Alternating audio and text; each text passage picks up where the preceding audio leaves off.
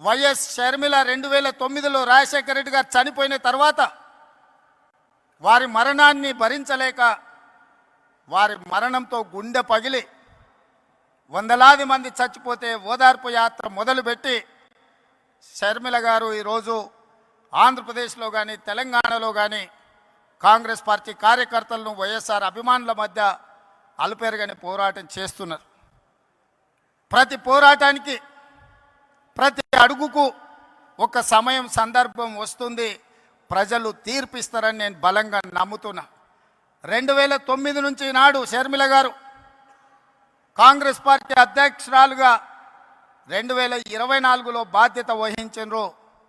ఈనాడు ఆంధ్రప్రదేశ్లో ఉన్న పరిస్థితులు, ఇక్కడ జరుగుతున్న పరిణామాలను చూస్తుంటే 2009లో వైఎస్ఆర్ గారు ఎట్లయితే రెండోసారి అధికారంలోకి తీసుకొచ్చిండో 99లో ప్రధాన ప్రతిపక్ష నాయకుడిగా వారు ఏ పాత్ర అయితే పోషించిండ్రో 99లో ఆనాడు డాక్టర్ వైఎస్ రాజశేఖర రెడ్డి గారు ప్రధాన ప్రతిపక్ష నాయకుడిగా రాణించి సమస్యల మీద కొట్లాడి కాంగ్రెస్ 2004లో అధికారంలోకి రావడానికి పునాదులు వేసిండో ఈరోజు ఈ వేదిక మీద నుంచి నేను స్పష్టంగా ఆంధ్రప్రదేశ్ ప్రజలకు ఒక మాట చెప్పదలుచుకున్నా.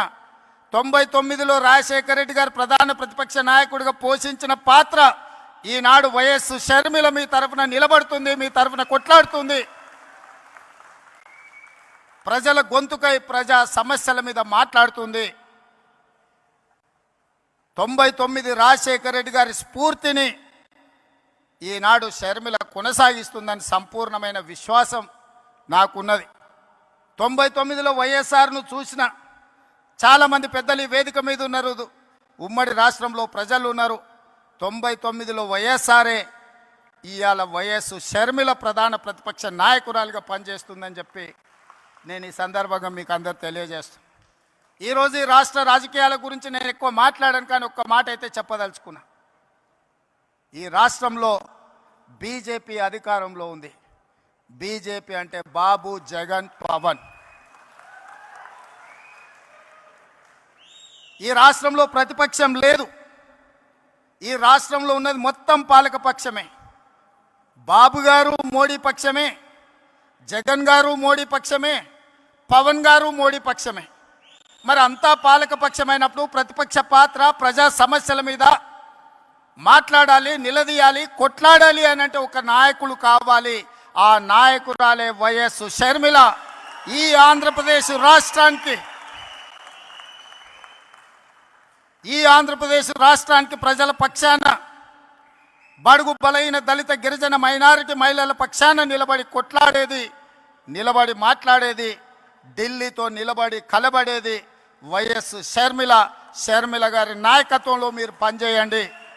తప్పకుండా 2029లో రాజశేఖర రెడ్డి గారు ఏ విధంగా అయితే 1984లో ప్రస్తావన మొదలుపెట్టి 2004లో 20 సంవత్సరాలు కొట్లాడి ఆనాడు ఉమ్మడి ఆంధ్రప్రదేశ్కు ముఖ్యమంత్రి అయిండో, 2009లో ఈ ప్రస్థానం మొదలుపెట్టి 2029లో ఆంధ్రప్రదేశ్ రాష్ట్రానికి వైఎస్ షర్మిల ముఖ్యమంత్రి అవుతుంది.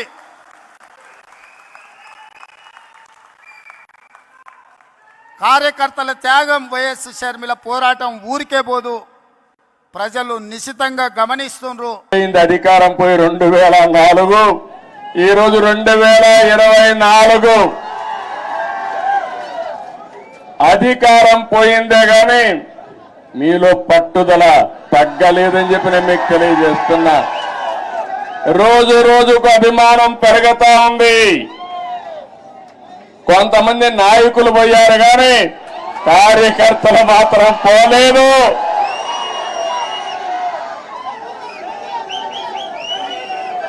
తెలుగు జాతి ఉన్నంత వరకు తెలుగుదేశం పార్టీ జెండా రెపరెపలాడుతుంది.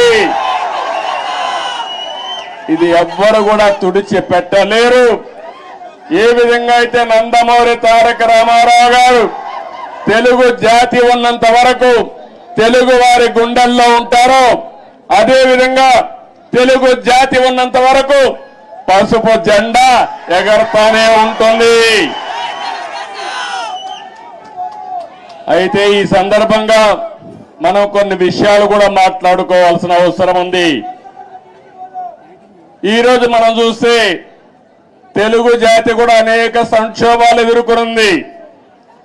నేను కూడా తెలుగుదేశం పార్టీ నాయకులు కార్యకర్తలు కూడా అనేక సంక్షోభాలు ఎదుర్కొన్నాం. కానీ ప్రతి ఒక్క సంక్షోభాన్ని ఒక అవకాశంగా మలుచుకుని తిరుగులేని శక్తిగా తెలుగుదేశం పార్టీ ఎదుగుతూనే వచ్చింది.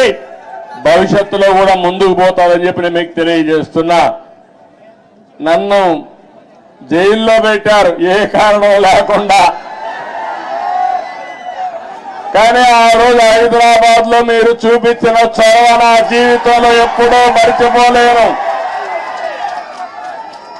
ఇప్పుడు సెంటర్ లో గాని అదే మాదిరిగా గచ్చిబౌలిలో మీటింగ్ పెడితే రెచ్చిపోయిన ఉత్సాహంతో నాయకులు లేకపోయినా మేమే నాయకులని చెప్పి లక్షల మంది వచ్చారంటే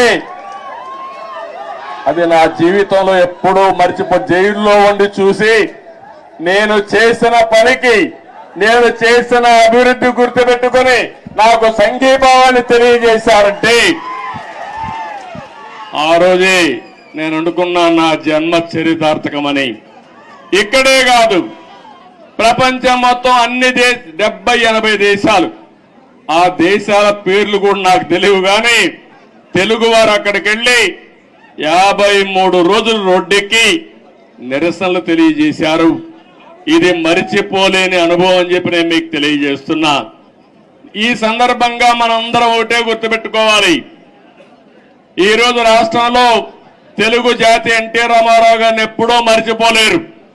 అదే సమయంలో ఈ దేశానికి ఒక దిశ చూపించిన వ్యక్తి పివి నరసింహారావు గారు అని చెప్పి కూడా నేను మీకు తెలియజేస్తున్నా. ఆర్థిక సంస్కరణలు 1991లో పివి నరసింహారావు గారు మొట్టమొదటిసారిగా అమలు చేశారు. అప్పటి నుంచి ఈ దేశంలో సంపద సృష్టించడం సులభమైంది. అలాంటి ఇద్దరు నాయకులు ఈ గడ్డ మీద పుట్టడం తెలుగు వారి అదృష్టం అని చెప్పి మరొకసారి తెలియజేస్తున్నా. ఎంతో మంది నాయకులు పోరాడారు, ఎన్నో త్యాగాలు చేశారు. కానీ ఇటీవల కాలంలో ఈ ఇద్దరు నాయకుల యొక్క సమాజం హితం కోసం చేసిన పనులు మనం ఎప్పుడు మర్చిపోలేమని చెప్పి తెలియజేసుకుంటున్నారు. ఇంకో పక్క రాజకీయం అంటే సొంత వ్యాపారాలు చేసుకోవడం కాదు, భావోద్వేగాలు రెచ్చగొట్టడం కాదు, ప్రజల జీవితాల్లో వెలుగు చూపించగలిగింది నిజమైన రాజకీయం అని చెప్పి కూడా నేను మీకు తెలియజేస్తున్నా. మీరు ఒక్కసారి ఆలోచిస్తే తెలుగుదేశం ముందు, తెలుగుదేశం తర్వాత తెలుగు వారి చరిత్ర రాయాలంటే చాలా సులభంగా రాసే అవకాశం ఉంటుంది. ఇప్పుడు హైదరాబాద్ని మీరు చూస్తున్నారు. 95 ముందు ఒక్కసారి మీరు ఆలోచించుకోండి. జూబ్లీ హిల్స్ ఇదే డెడ్ ఎండ్. ఇప్పుడు చాలా మంది మిత్రులు పత్రికా విలేకరులు వచ్చారు. వీళ్ళందరూ కూడా ఎంతో ఉత్సాహంగా నాకు